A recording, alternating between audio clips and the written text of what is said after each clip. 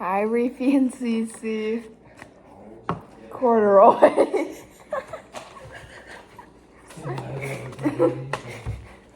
Oh, this says no limit cars. How the freak do I read this?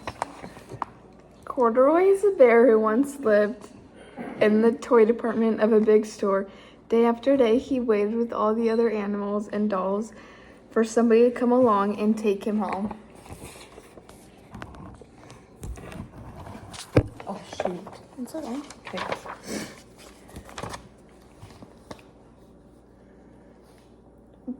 The store was always filled with shoppers buying all sorts of things, but no one ever seemed to want a small bear in green overalls.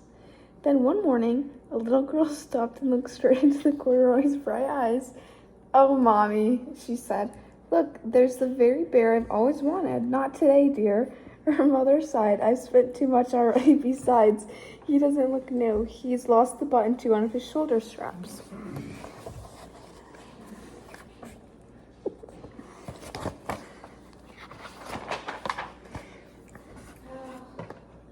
Corduroy watched them sadly as they walked away. "I didn't know I'd lost the button," he said to himself. "Tonight I'll go and see if I can find it."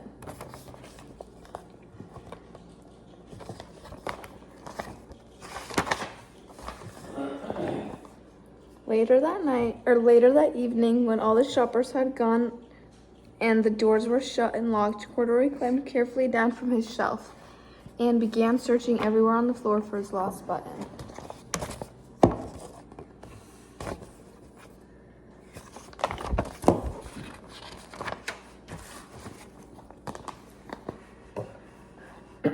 Suddenly, he felt the floor moving under him. Quite by accident, he had stepped onto an escalator and up he went. Oh my gosh, my hip just went out of place. Could this be a mountain?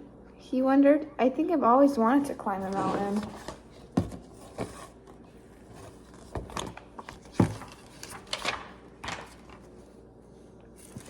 He stepped off the escalator as it reached the next floor, and there before his eyes was an amazing sight.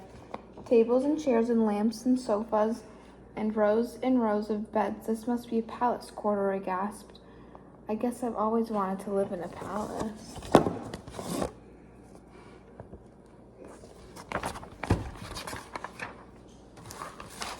He wandered around the furniture. "This must be a bed," he said. "I've always wanted to sleep in a bed," and he crawled into a large, thick mattress.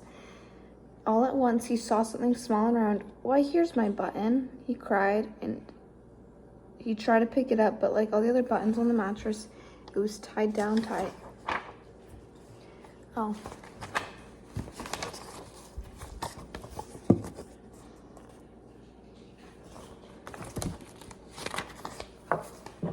He wandered around, admiring the furniture. "This must be a bed," he said. "I've always wanted to sleep in a bed." And he crawled into a large, thick mattress. All at once, he saw something small and round. "Why, here's my button," he cried. He tried to pick it up. Oh. Did I not just read that? I don't know. He yanked and pulled with both paws until pop.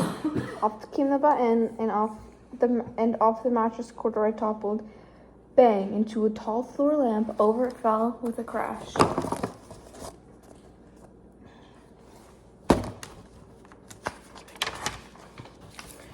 Corduroy didn't know it, but there was someone awake in the store. The night watchman was going his rounds on the floor above. When he heard the crash, he came dashing down the escalator. "Now, who in the world did that?" he exclaimed. "Somebody must be hiding around here."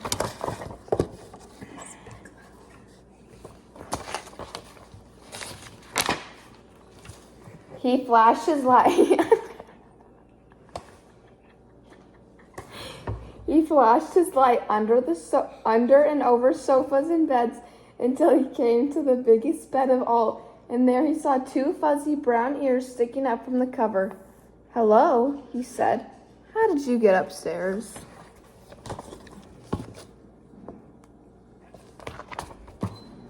Why is this book so long?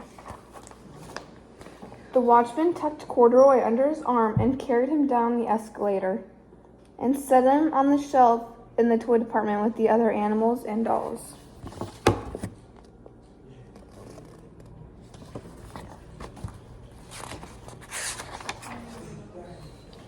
Corduroy was just waking up when the first customers came into the store in the morning, and there looking at him with a wide warm smile was the same little girl he'd seen only the day before. "I'm Lisa," she said, "and you're going to be my very own bear. Last night I counted what I've saved in my piggy bank, and my mother said I could bring you home."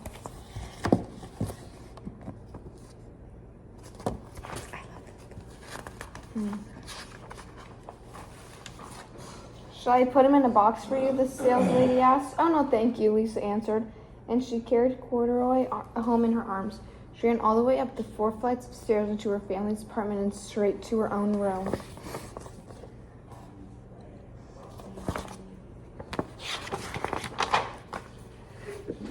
Corduroy blinked. There was a chair and a chest of drawers. Alongside a girl-sized bed stood a little bed, just the right size for him. The room was small, nothing like that enormous palace in the department store. "This must be home," he said. "I know I've always wanted a home." Lisa sat down with Corduroy on her lap and began to sew a button on his overalls. "I like you the way you are," she said, "but you'll be more comfortable with your shoulder straps fastened."